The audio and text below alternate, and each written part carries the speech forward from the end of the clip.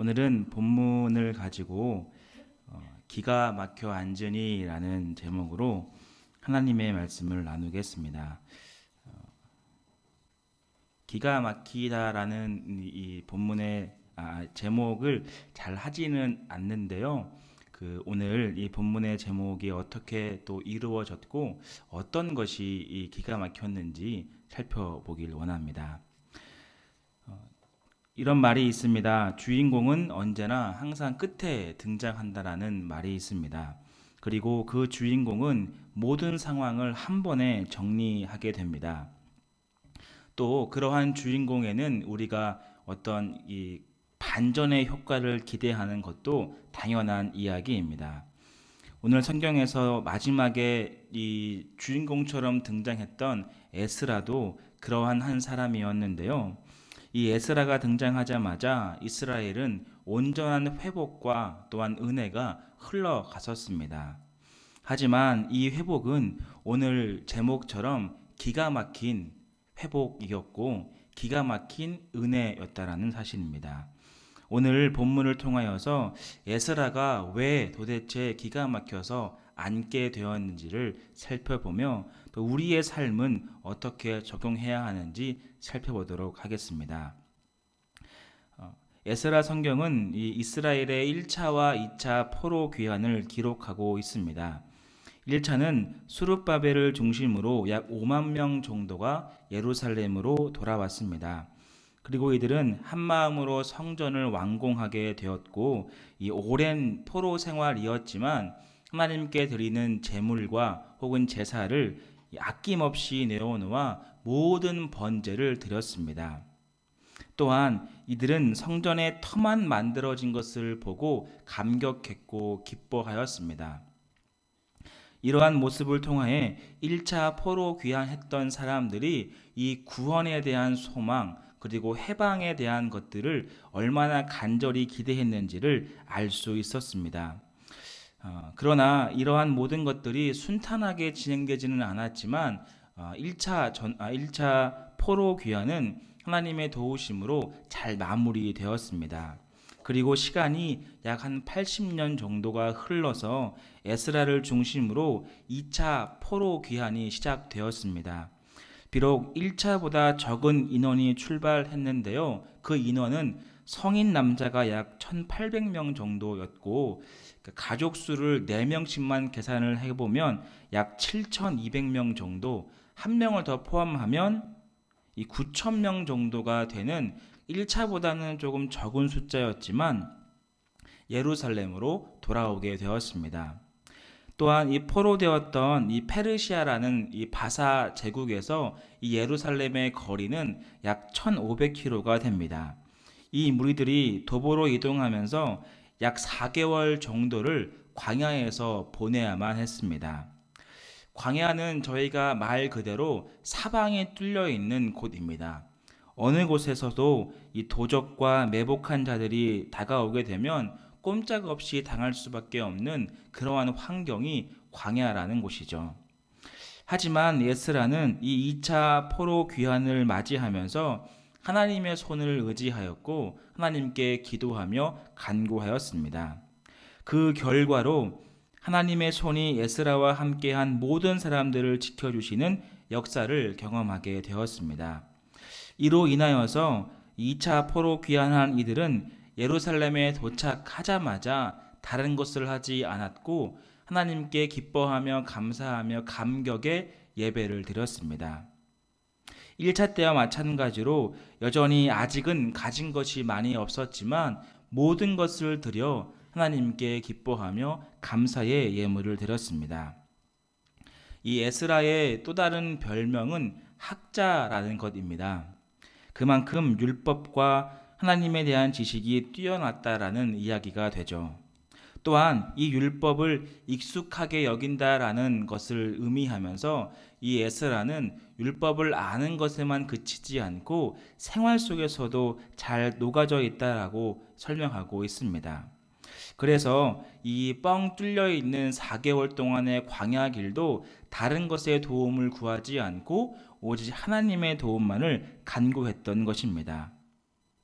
하나님의 백성들은 하나님의 도움을 받는 것이 마땅하다라고 이야기했고, 심지어 8장에는 사람의 도움, 즉 총애를 받던 이 바사 왕 혹 페르시아 왕에게 도움을 구하는 것을 부끄럽게 생각하기도 하였습니다. 이처럼 에스라가 학자였던 것이고, 그리고 얼만큼 하나님을 온전하게 신뢰했는지를 잘 알 수 있는 대목입니다. 이렇게 준비 과정부터 도착까지 하나님의 온전한 도움을 받은 이들은 무사히 예루살렘에 도착하였고, 이곳에서 편안하게 예배를 드리며 하나님께 감사하였습니다. 하지만 이 문제는 꼭 이렇게 평안할 때 벌어지는 것 같습니다. 그 문제는 1절에서 잘 나타나고 있는데요. 우리 1절 말씀은 한번 읽어볼까요? 1절입니다. 시작. 이 일 후에 방백들이 내게 나와 이르되 이스라엘 백성과 제사장들과 레위 사람들이 이 떠나지 아니하고 사람과 헷 사람들과 브리스 사람들과 여부스 사람들과 암몬 사람들과 모압 사람들과 애굽 사람들과 아모리 사람들의 가증한 일을 행하여. 아멘. 돌아온 이 에스라의 일행을 향하여서 방백들이 나와 이 이스라엘에 대한 일들을 고하게 됩니다. 여기서 이 가증하다라고 하는 것은요, 이 두 가지의 형태를 결합하고 있는 의미를 담고 있습니다. 한 가지는 이 혐오, 진절머리 날 정도로 싫은 정도, 몹시 불쾌하다라는 것을 갖고 있고요. 또 다른 하나라고 하는 것은 그렇게 싫어하는 것을 똑같이 행동하다라는 것을 수식하고 있습니다. 그래서 이 가증한 일이라는 것을 히브리어로 직역해 보면 똑같은 혐오에 가까운 싫어할 것을 계속 반복해서 했다라고 해석할 수 있습니다. 그래서 이 가증하다라고 이 표현되어 있는 성경 단어를 쓸 때에는 늘 항상 하나님의 말씀을 거역할 때 쓰게 되었습니다. 주의 말씀과 은혜를 기억하지 못하고 가증하게 행하다라고 했을 때에는 이전에 잘못된 것들, 율법을 지키지 않았던 것들을 똑같이 하나님께서 몹시 싫어하고 혐오할 정도의 모습을 계속 행했다라고 볼 수 있는 것이죠. 그렇게 이스라엘 백성들은 이 가증한 일을 하나님 앞에서 행했고, 그 일들을 지금 에스라에게 고했다라는 것입니다. 이것은 실로 엄청난 일이었습니다. 왜냐하면 신명기 7장 1절에서 5절까지를 보게 되면 출애굽한 이스라엘 백성들에게 하나님은 명령을 내리십니다. 그것은 앞으로 가나안 땅에 들어갈 때에 그 거류민들과 교류하지 말라는 것이었습니다. 곧 가나안 땅에 입주할 것인데 그 가나안의 족속들, 즉 우리가 보았던 가나안 사람들, 헷 사람, 브리스, 여부스, 암몬, 모압 이런 사람들과 교류하지 말라라고 이야기하였습니다. 그리고 이들과 교류하지 말고 하나님의 백성으로 정체성을 확립하여라라고 명령하였습니다. 그리고 신명기 7장 4절에 보게 되면 더욱더 엄중한 경고의 말씀이 나타나 있는데요. 4절 내용은 이렇습니다. 만약 위와 같은 가나안 족속들과 교류하면 내가 너희들에게 갑자기 멸할 거다라는 것이 엄중한 경고였습니다. 어떠한 예고적인 심판과 어떻게 이렇게 돼서 안 됐습니다라는 과정 없이 갑자기 급하게 이들을 멸할 것이다 라는 명령이 있었습니다. 하지만 출애굽한 모든 사람들은 가나안 땅에 들어가자마자 얼마 지나지 않아 가나안 사람들과 교류하였고 이들과 함께 또 결혼하였고 심지어 이방 민족의 우상들까지 자연스럽게 가져와 하나님의 백성이라는 이름을 없애 버릴 정도로 그들을 더 사랑하게 되었습니다. 이러한 모습을 보신 하나님은 이들을 갑자기 흩으셨고 이러한 일들이 계속해서 반복되는 것이 구약의 역사였습니다. 잘못하면 심판이 있고 그 다음에 회복되고 이러한 것의 사이클이 구약 성경의 대부분의 내용들이죠. 하지만 이 가나안 족속들을 계속 교류하게 되면 하나님의 백성의 이 민족성을 상실해 버리고 그리하여서 하지 말라라고 했는데 반복적으로 이 일을 경험하게 되자 하나님은 이 이스라엘을 아수르에게 멸망시키게 되었고 바벨론으로부터는 성전을 파괴하는 심판을 경험하게 되었습니다. 이러한 오랜 경험 끝에 이들은 이 바벨론의 포로가 되었고 다시금 이 기간을 거쳐서 고국 땅으로 회복되었습니다. 그렇다면 무엇을 깨달았을까요? 다시는 그들과 교류하지 말고 이들의 문화와 혹은 딸들과 우상 숭배를 하지 말아야 하겠다라고 결심하였지만 시간이 흐르자마자 이들은 또다시 자신의 과오를 기억하지 못하고 이 이방 민족인 가나안 사람들, 헷사람, 애굽, 암몬, 모압 족속들과 교류하게 되었습니다. 이것은 그 범죄로 인하여서 바벨론으로 포로가 되었는지 얼마 지나지 않아서 일어난 일이었습니다. 똑같은 일을 반복적으로 말미암아 이 심판의 내용, 포로가 되었던 내용, 그리고 깨달아서 회복되고 감사의 감격인 모든 과정들을 무용지물로 만들어 버렸던 것이죠. 이처럼 교류하지 말라가 왜 중요하냐면 이들과 함께 교류하면 하나님의 도우심을 간구했던 이스라엘 백성들이 다른 이방 사람들의 도움을 구하기 시작하게 되고 그렇다면 하나님을 바라보는 눈이 사람으로 바라보는 눈으로 변하기 시작했기 때문에 거절하였던 것입니다. 에스라는 그 광야길에서도 하나님만의 도우심을 간구했던 것처럼 이들에게도 하나님은 나의 도우심만을 간구하기를 원했던 것이죠. 이들은 주님의 도우심을 믿지 않고 의심하기 시작하였고 전쟁의 위협과 거주민들의 문화와 교육을 나누며 알게 모르게 보호를 받기 위한 심산으로 이들과 함께 거주하게 되었습니다. 그러므로 하나님의 백성은 하나님의 정체성인 이 지파를 유지하는 것 그리고 이 사람들과 함께 교류하지 않은 것들이 매우 중요하게 된 일인데요. 우리 2절 말씀을 한 번 더 읽어볼까요? 2절입니다. 시작. 그들의 딸을 맞이하여 아내와 며느리로 삼아 거룩한 자손이 그 지방 사람들과 서로 섞이게 하는데 방백들과 고관들이 이 죄에 더욱 으뜸이 되었는지라. 아멘. 이 에스라 성경은 2장과 7장에서 이 포로 귀환 명단을 자세하게 기록하고 있습니다.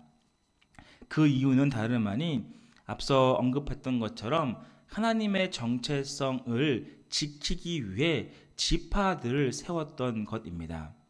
아수르에 멸망당하였던 북이스라엘은 이방 민족과 혼합되어서 그 정체성을 잃어버린 지 오래였습니다. 하지만 남유다 백성들은 포로가 되었지만 다시 회복될 것을 기대하며 이 지파들을 열심히 지켰던 것이죠.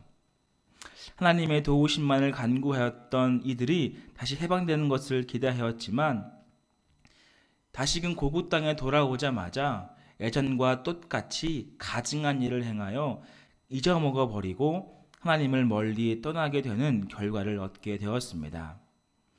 자신들을 해방시키시며 보호하며 발전케 해주시는 주님의 권능을 믿지 아니하고 자신의 안목에 따라서 살아가게 되었다라는 것이죠. 이방 사람들과 동맹을 맺음으로써 그 이웃들을 의지하였습니다. 그리고 그렇게 지파를 지키며 유지해야 했지만 이제는 슬슬 무용지물이 되어가고 있었습니다. 하지만 더욱더 중요한 것은 이 일을 경계하고 그리고 그들을 가셔서 권면을 해야 할 고관들이 이 일을 더욱더 열심히 내었다라는 사실입니다. 이 에스라는 이 2차 포로 귀환을 준비하면서 하나님의 도우심만을 간구했었고 돌아가서 이스라엘의 온전한 신앙의 개혁, 회복의 운동을 기대하면서 왔을 것입니다. 이러한 광경은 이 꿈에도 생각 못했을 것입니다.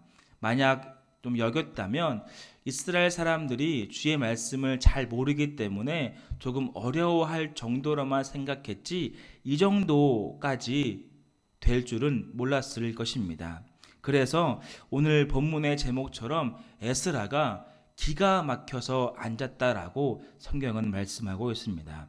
우리 3절 말씀 함께 읽어보겠습니다. 3절입니다. 시작. 내가 이 일을 듣고 속옷과 겉옷을 찢고 머리털과 수염을 뜯으며 기가 막혀 앉으니. 아멘. 학자였던 에스라, 하나님의 도우심을 입은 자, 또 페르시아 제국의 아닥사스다 왕에게 총애를 입은 자 등의 모든 수식어는 이 한 줄의 성경에서 다 사라지고 말아버렸습니다. 율법을 중요시하고 주님의 도우심을 간구했던 이 모든 수식어가 이들의 범죄함과 이들의 나태함 속에서 다 사라져 버리고 말았습니다. 모든 것을 물어 만들어 버린 이 상황 속에서 마주할 수 있는 감정의 단어를 표현할 수 없었습니다. 정말 기가 막히고 이런 말도 있죠. 코가 막혀서 그냥 그 자리에 앉아 있었던 것입니다. 그리고 에스라는 속옷과 겉옷을 찢었고 머리털과 수염을 뜯으며 기가 막혀 앉아 있었습니다.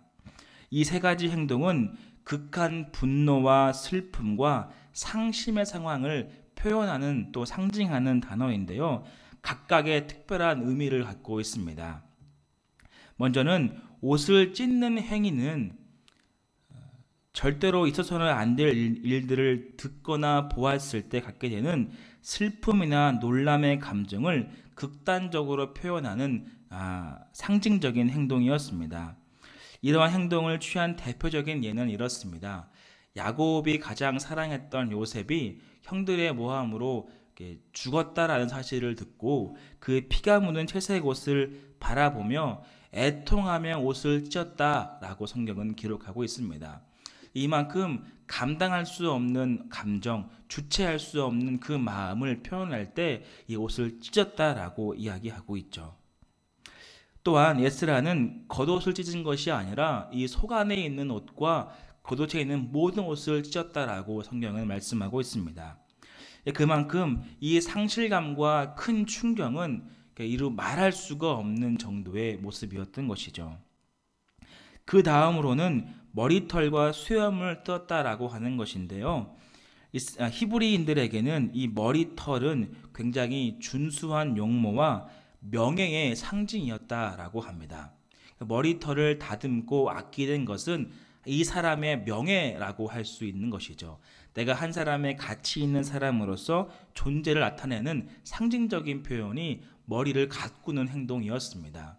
하지만 털을 뜯었다라고 하는 것은 더 이상 내 존재가 가치 있지 아니하고 내가 지금까지 명성과 어떤 영예로운 모든 것들이 다 쓸모가 없어졌다라고 표현하는 것이죠. 또한 이 수염과 머리털은 남성의 상징이기도 하였고 권위를 자랑하는 것이기도 하였다고 합니다. 그래서 레위기 19장과 21장에 보면 피부병과 전염병에 걸리지 않고서는 머리털과 수염을 깎지 않았다라고 기록하고 있습니다. 만약 수염과 머리털을 깎거나 혹은 상하게 하는 것은 이 잘못된 것이라 율법에서 금지하고 있습니다. 그만큼 이 히브리인들에게 머리털과 수염은 상징적인 것이고 어떠한 명예와 자신의 가치를 드러내는 것입니다. 그만큼 중요했던 이 머리털과 수염을 뜯었다라는 행동은 정말 아무 쓸모도 없고 아무 필요도 없는 존재가 되었구나라고 여기는 모습이라는 것이죠. 이만큼 슬픔과 아픔이 공존하며 말할 수 없는 참담함을 에스라는 경험하고 있습니다. 마지막으로 기가 막혔다라고 하는 것은 여기서 기가 막히다라고 하는 것은요, 수동 분사라는 단어로 쓰여졌는데 예상치 못한 일을 당했을 때나 감당할 수 없는 외부의 자극으로 너무 놀라고 너무나 마음이 상한 상태를 나타나고 있습니다. 그만큼 허탈하여 아무 생각도 들지 않고 마치 온 세상을 잃어버린 것처럼 그 자리에 앉는 상태를 의미하는 것이죠. 또 재미있는 것은 머리털을 뜯다의 이 뜯다가 계속적 용법을 사용하고 있습니다. 그래서 생각을 해보면 너무 기가 막히고 정말 말도 안 되는 상황 가운데 계속해서 앉아서 머리털을 쥐어짜고 있는 모습을 나타내고 있다는 것이죠. 그만큼 이 상황이 이해도 되지 않았고 상실감도 컸고 이 어떻게 표현할 수 없을 정도의 아픔이 에스라가 경험하고 있었다라는 것입니다. 이 세 가지 행위는 거의 동시에 일어났고 이 아픔과 슬픔은 감당할 수 없었습니다.